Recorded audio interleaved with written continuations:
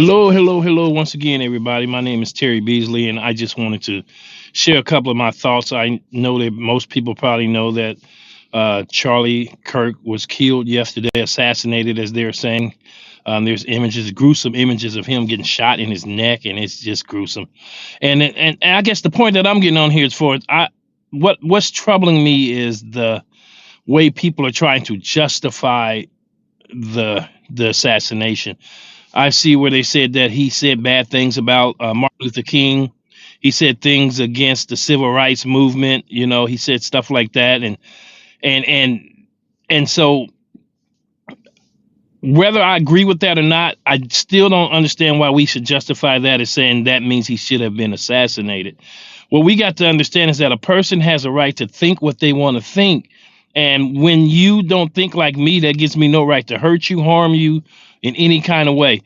There's some things that he said in his life that I agreed with, and some of them I didn't. But there's things I say in my life that people agree with, and some don't. But I don't want to be killed for it, And I saw it. It was I saw that there was a graphic on there where the young lady had gotten stabbed and killed on the train or the bus, and then they had it backwards as if it was a white girl, a black girl and a white man that did it, things would be different. And I'm just trying to understand, like, what difference does it make? What the color is wrong, and this is an indictment really on our freedoms to have our own opinion about things. That's the one thing that we have, is we should be able to say and form our opinion on whatever we want. It shouldn't cost us our life.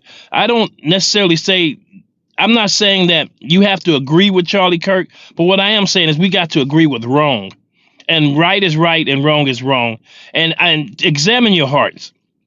Examine your hearts today and ask yourself, if I'm justifying a man being assassinated who has a wife, two children.